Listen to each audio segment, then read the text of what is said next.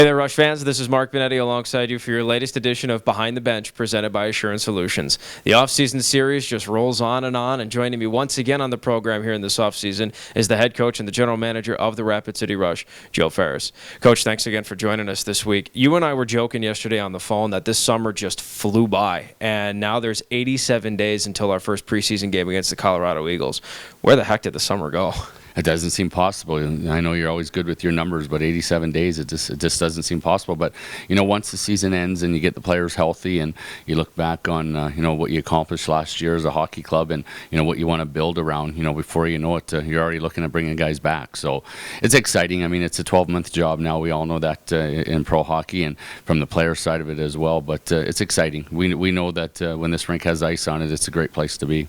So, Coach, a couple weeks ago, the Rush embarked on their first ever ECHL League meetings. And personally, as a staff, if I can speak for the staff, we learned so much to bring back. But for you, what was your impression of your first ECHL League meetings? Well, number one, professionalism. It's, Brian McKenna runs a tremendous league, 28 teams. It's a situation where everyone has an equal say. And you got teams from the East Coast to the West Coast. And the meetings were run so professionally. I know all the meetings that we went to as a staff, they had tremendous speakers in there, always trying to give insight on how to make your organization better, how to make your program better, in all departments. And then obviously in the GM meetings, just such smart hockey people that has such a history of the game. And when we get in there and we talk about different things, and Brian's got everybody coming in from the PHPA people to the equipment people, and it goes right down the line. And everybody speaks up and talks about what we can do to make the league better and keep it going at the rate it's been going. And it's it was a tremendous experience for our whole staff. I know for you, one of the big topics on league meetings was rule changes, and the two biggest ones that you and I were just talking about prior to starting our program were 3-on-3 overtime and a 3-man shootout. From the coaching side of things, how does that change the game up? Well, I think the big thing with the rule changes, Mark, is ultimately they want to get to a 30-30-30 system where 30 NHL teams, 30 American League teams, and 30 teams at the ECHL level. And everything that the NHL does and the American Hockey League does, we look at it and with the Board of Governors and everything, they decide what's best for our league in the development side of things and what's best for the continuation of a very strong hockey league. And the 3-on-3, I think, is going to be so exciting.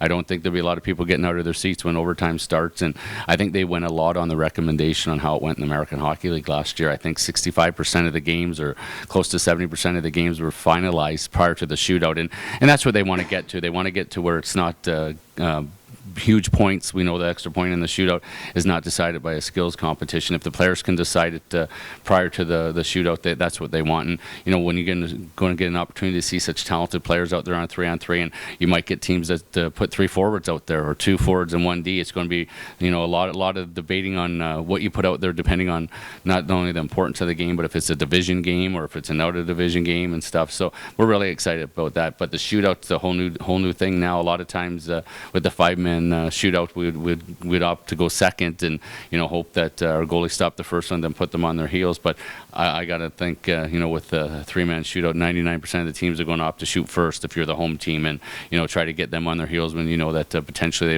they might only get one shooter in. So. Well, thanks so much, Coach. We'll take a quick commercial break. We'll be right back with your second half of Behind the Bench after a word from our sponsors.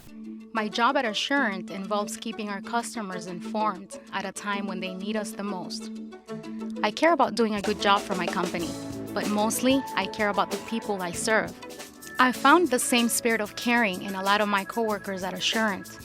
In the communities where we operate, we get involved with outreach groups and local charities. The same teams that are so good at helping our customers are also hard at work helping out in our neighborhoods. I think if I had to tell somebody one thing about Assurant, I'd say we care. And we're back with your second half of Behind the Bench presented by Assurance Solutions. Joining us once again on this off-season edition of the program is the head coach and the general manager of the Rapid City Rush, Joe Ferris. So, Coach, we talked about things in this off-season that the team experienced, the ECHL League meetings and the rule changes and whatnot that apply to you and the squad too. How about the actual squad that you're going to put on the ice? And you already have 4 signings up to this point in the off-season, 2 on the forward side, 2 on the back end. So let's talk about the 2 gentlemen representing the forwards that have been signed by the Rush, both of them returning. returning, Scott Brannon and Daniel Barchuk. And it seems that the MO with both of these gentlemen is that you have leadership coming back to the organization. And work ethic. A big part of our hockey club's success second half of the season into the playoff was our work ethic and commitment to, just playing hard and being a tough team to play against. And Danny Barchuk, started the year, a little slow and trying to adapt to the ECHL, and then, just took off. I mean, it's number one, I'd put him in the top 10 in skating in the whole ECHL. His speed's incredible, and he's got that toughness where he sticks up for his teammates, but his toughness allows him to go into tough areas. And you look at the opportunities he had. I think he had 22, 23 goals last year, but very easily could have been a 30-goal scorer. And obviously, we're not putting that pressure on Danny to be a 30-goal scorer, but we know he's going to create that many opportunities with his speed. And when he does that, he gives a lot of opportunities for his line mates as well. And he knows what's going to be expected of him this season here. He's not going to get a lot of surprises.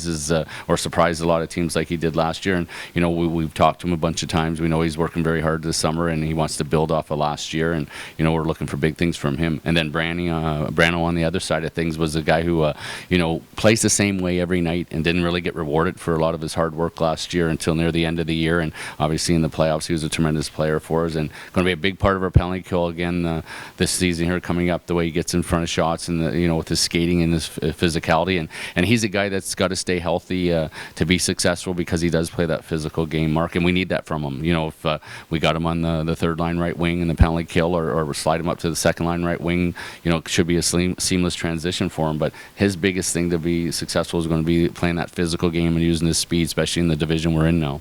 And last question for you, Coach. Going on the back end now with Brett Kostolansky and Kirill Tulipov, we all know what we're going to get with Brett. You're getting somebody that is also a leader now coming into his third year professional, all with this organization, and he even wore a letter last year.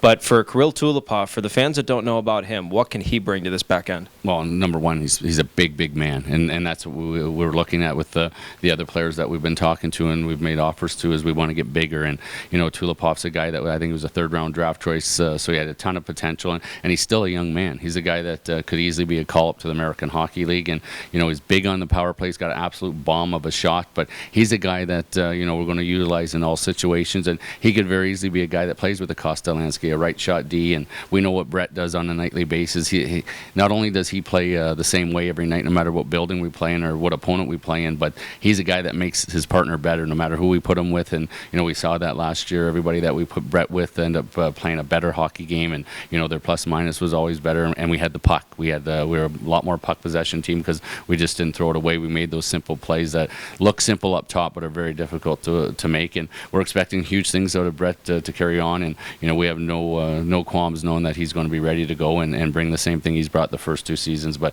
yeah, with Tulipov there, he's kind of an X factor kind of guy. We know how hard he shoots, and being a right shot should be real helpful on our power play. And he's got a great one timer, and we want him to be physical.